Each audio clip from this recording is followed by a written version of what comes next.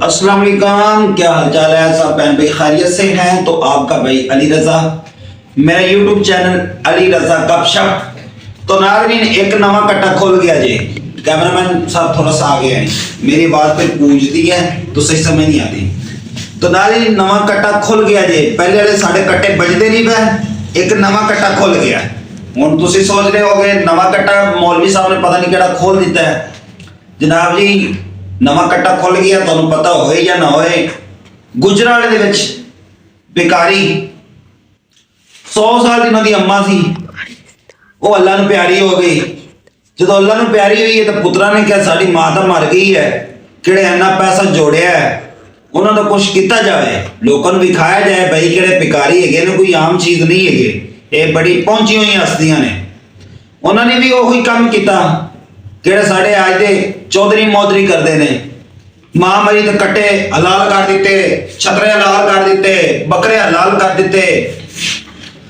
भिखारियों ने कहा असी ना पिछे रह जाइए, क्योंकि अज पंजाबी मेरा मूड है, मैं कहना पंजाबी च गल की जाए, पंजाबी च करांगे अज इंशाअल्लाह। भिखारियों ने कहा असी नहीं पिछे रहना, असी चौधरियों नाल भी अगे लंघांगे। उन्होंने की किया, 300 बकरा फड़ा वढ़ दिता, 300 बकरा जिबा किया। और दस रहे ने जी बड़ी दलेरी नाल भिखारी साहब कहते हैं जी साड़ी मां 100 साल की सी, दादी किसी के मां सी, वो फौत हुई। फौत होने तो बाद 40वें का खत्म सी। उन्होंने कहा हुण की करिए यार, आप 40वें का खत्म ही करवाना है। उन्होंने कहा यार 4 भाई ने, उन्होंने कहा यार आप 40वें का खत्म करना है, तई ना 3-4 दिन दुनिया वेखे, पूरी दुनिया वेखे। इस टाइम वाकई ही पूरी दुनिया उन्होंने वेख रही है, सुन रही है। किहड़े मुल्क दे विच ओ भिखारी इन्ने अमीर होवन हैं ते मुल्क गरीब नहीं होंदा, अमीर होंदा अमीर।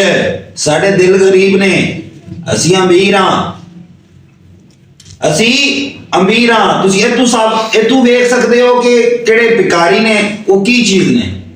उन्होंने 1 करोड़ रुपया अपनी दादी के खत्म से लाया है।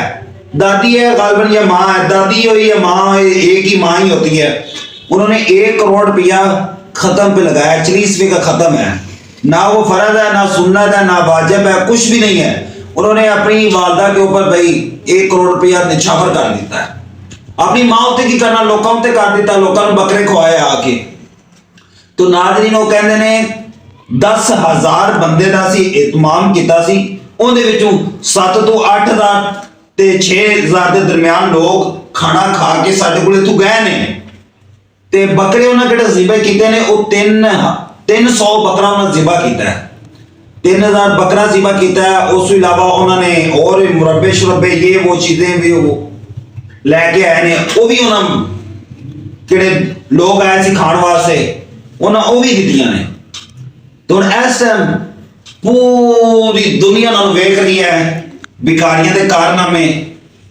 उत्थे कौन आए होंगे? वो भाई किहड़े आए होंगे? सारे भिखारी होंगे, वो हमारे जैसे लोग नहीं होंगे। ये पार्लरों वाले तो पार्लरों वालों को नहीं बुलाया होगा उन्होंने। उन्होंने सारे किहड़े उत्थे आए होंगे, वो भी भिखारी होंगे, किन्हों ने खत्म करवाया वो भी भिखारी होंगे है ने।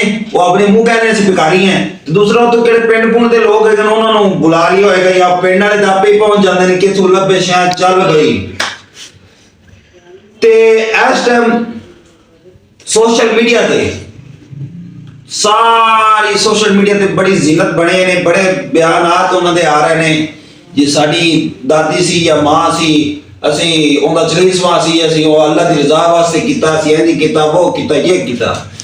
हुण उन्होंने लग पता भी जाएगा।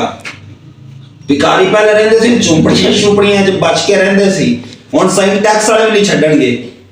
साडे मुल्क दे विच भिखारी भिखारी भिखारी भिखारी, चोर चोर चोर।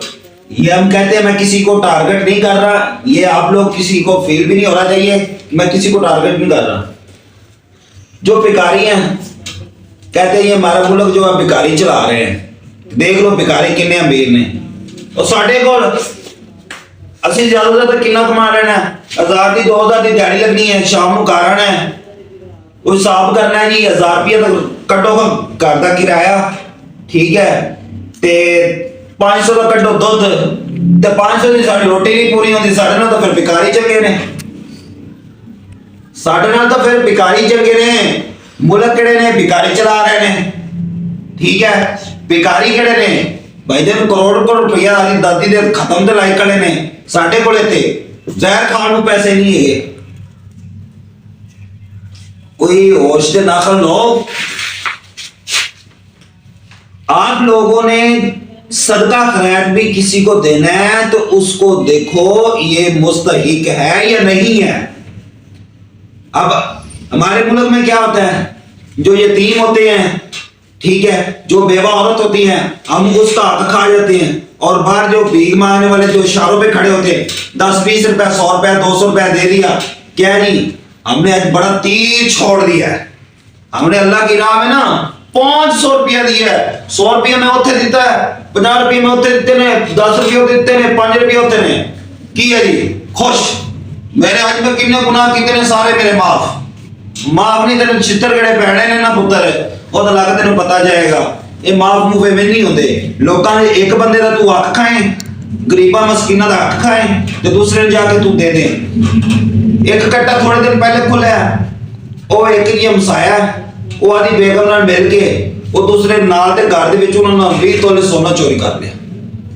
वो सोना चोरी करके 17 तोले सोना ने बेचा, बेच के तो उम्रे ते चला गया। भाई कोई ना कोई शक करेगा मैं उम्रा भी कर लवांगा।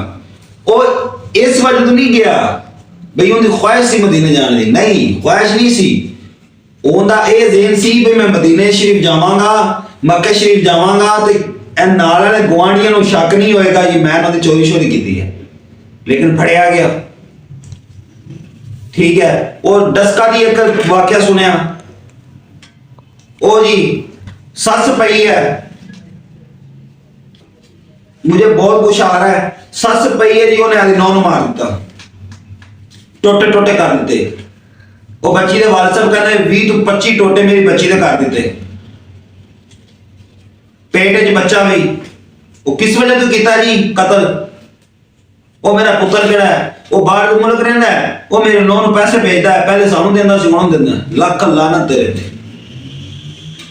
वो आपके हकूक भी पूरे कर रहा है, सबसे ज्यादा उसके जो हकूक है वो है उसकी बीबी के साथ। उसके बावजूद भी वो आपके साथ इतनी आपकी इज्जत करता है, कदर करता है, वो आपको भी खर्चा देता है, आप अपनी वाइफ को भी फिर उसने देना ही है, और तेरे फुफो ने दे जाके। आप लोगों ने क्या किया है, बच्चे ने टोटे टोटे करके वो छोड़ देता। वो रहती उधर अपने खामन के पास थी, वो तो अपने बच्चे की डिलीवरी के लिए आई है, चलो 2-3 माह रह गए मैं चली जाती उधर पाकिस्तान में डिलीवरी करवा के फिर आ जाऊंगी। वो इतने सस भी उन्हें टोटे टोटे कर दिता। दसकले च वाकया होया उस बाद जी चोरी का वाकया हो गया, सोना चोरी करके मदीने चला गया, तो तू भिखारी है, ये नवा कट्टा खुल गया। ये कट्टे सारे पाकिस्तान नहीं बचते पे। तो नाज़रीन, आप जब भी किसी को सदका खैरात या कुछ भी देना हो ना, सबसे पहले आपके रिश्तेदार, उसके बाद आपके मोहल्लेदार, उसके बाद आप किसी को देना चाहिए तो बाहर अपने दोस्त को या अपनी जो दुकान पे काम करता है जो गरीब है उसको दे। इस पे ये होता है कि आप लोगों को एक चीज का पता भी होता है, हमें पता होता है जब हम फ्रूट लेने जाते हैं, ओए है ना पा ओ पाए दाग लग गया, हम लोगों को वो नजर आ जाता है, दाग नजर आ जाता है, हमें ये नजर नहीं आता ये सही। नशेगी को पैसे दे देते हैं, वो नशा कर लेते हैं। इशारे पे जितने खड़े होते हैं वे पेशावर होते हैं, इनका काम ही यही होता है कि हम पैसे इकट्ठे करें, जाके उधर से हम नशा वगैरह खरीदें या बुरे काम करें। जो हमारे रिश्तेदार हैं घर में, आपने कभी पूछा अपनी सिस्टर जो आपकी शादीशुदा बहन है या भाई है, उससे पूछा भाई आपको कुछ चाहिए, बहन आपको कुछ चाहिए? आपने कभी नहीं पूछा। आपने पहनना है कॉटन का सूट, निकल जाना है ठीक हो। जिसके पास कुछ नहीं हो उनके करो तुम 10,000 रुपए रोटी खा के आ जाते हो। ऐसे है कि नहीं? ये जो मैंने आप लोगों को बातें बताई हैं, इसकी हकीकत इसके आगे पीछे हकीकत मैं नहीं जानता क्या है। बहरहाल मैंने ये सोशल मीडिया पे देखा, सुना, और ये 3-4 दिन से मैं सुन रहा हूँ, तो मैंने सोचा मैं भी एक वीडियो बना के नाज़रीन को बताऊं, मेरे नाज़रीन इसके बारे में क्या कहते हैं। अगर आप लोगों को इसके बारे में इल्म है, अच्छे तरीके से इल्म है, तो मुझे भी बताएं, और जो मैंने बातें की ये सही की हैं या गलत की हैं ये कमेंट में आप लोगों ने ज़रूर बताना है। अगर हमारी वीडियो अच्छी लगी हो तो हमारे यूट्यूब चैनल को सब्सक्राइब करें, शेयर करें, लाइक करें, अच्छा सा प्यारा सा कमेंट भी करें। आप सब अपना ख्याल रखिए। अल्लाह हाफिज।